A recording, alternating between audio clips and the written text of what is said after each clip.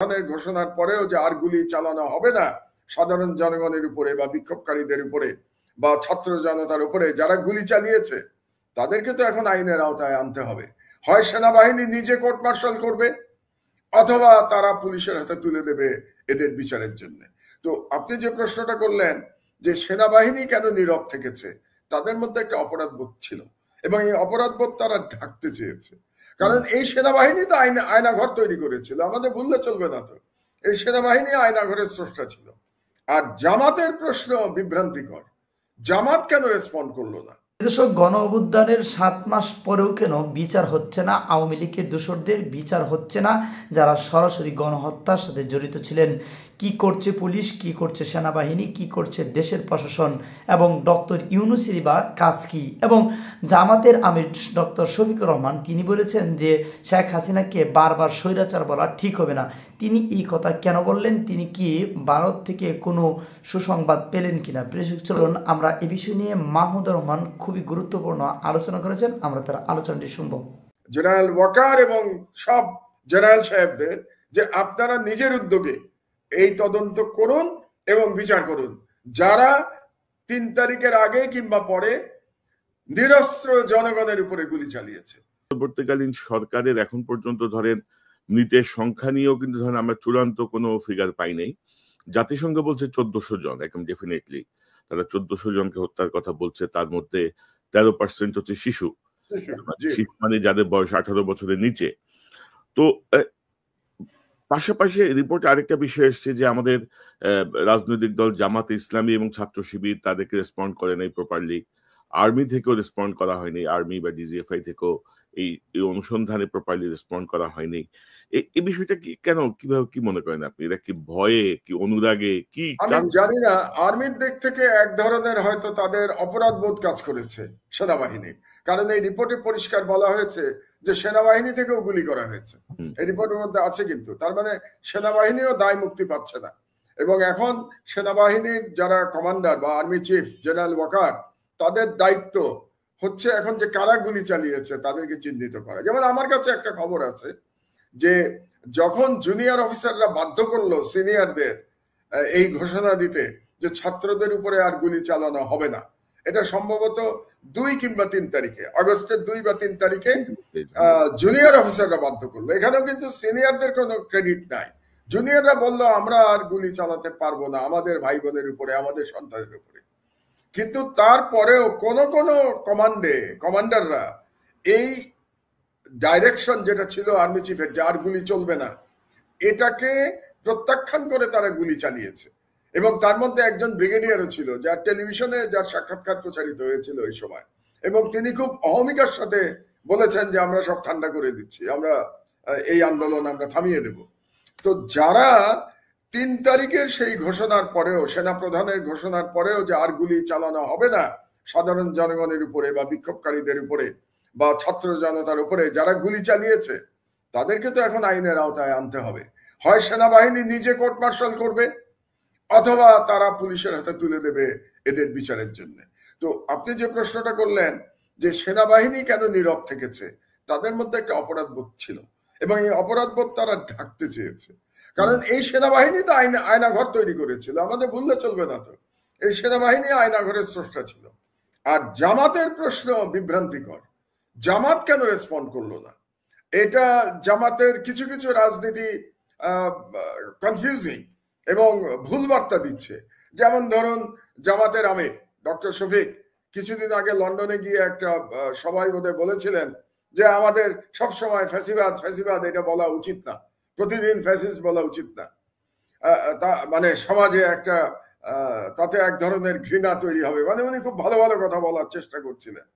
তো এই সমস্ত কথার মাধ্যমে আসলে জামাতের আমির কি আওয়ামী লীগের ভোট পেতে চাচ্ছেন আমি জানি না, এটা কি কারণে তিনি এটা করেছেন, কিংবা তিনি কি ভারতকে খুশি করতে চাচ্ছেন। দুটোই কিন্তু ডেঞ্জারাস, আমি আপনাকে বলি। কারণ আমি তো বাংলাদেশে ধরেন 6 বছর পরে দেশে ফিরে আজকে প্রায় কত 4 মাস আমি তো বাংলাদেশের জনগণ এখন প্রচন্ড ভাবে দেশপ্রেমিক, আপনাকে এটা আমি গ্যারান্টি দিয়ে বলতে পারি। বিশেষত ইয়াং জেনারেশন, তাদের দেশপ্রেম অতুলনীয়। কনক, আপনি খুশি হয়ে যাবেন বাংলাদেশে আসলে। আপনার মন ভরে যাবে। আমার মন ভরে গেছে এই ইয়াং জেনারেশনকে দেখে। এরাই স্বাধীনতা রক্ষা করতে পারবে। এরকম একটা মানসিকতার মধ্যে যখন ইয়াং জেনারেশন, এই অবস্থার মধ্যে জামাত কিংবা বিএনপি তারা যদি আওয়ামী লীগ প্রশ্নে কিংবা ভারত প্রশ্নে কোনো নমনীয়তা দেখাতে যায়, তাহলে আমার ধারণা ইয়াং জেনারেশন তাদেরকে প্রত্যাখ্যান করবে, আমার ধারণা। কাজেই তাদের এই ধরনের সিদ্ধান্ত নেওয়ার আগে তরুণ সমাজ বাংলাদেশের কি চাচ্ছে এটা তাদের বোঝা উচিত। কাজে জামাত আজকে বোধহয় ক্ল্যারিফাই করার চেষ্টা করেছে। তারা একটা সংবাদ সম্মেলন করে বলেছে যে জাতিসংঘ যে বলেছে এটা ঠিক না, কিন্তু এখন এটা বলে লাভ নাই। এটা বললেও জনগণ এটা আর অ্যাকসেপ্ট করবে না। যেহেতু জাতিসংঘ বলেছে যে জামাতের কাছ থেকে তারা সহযোগিতা পায় নাই, জনগণ কিন্তু ওটাই বিশ্বাস করবে। জামাত এখন যতই এটা ক্ল্যারিফাই করার চেষ্টা করুক তাতে লাভ হবে না। সুতরাং জামাত যদি সহযোগিতা না করে থাকে, তাহলে আমি বলবো জামাত আর একটা পলিটিক্যাল ব্লান্ডার করেছে।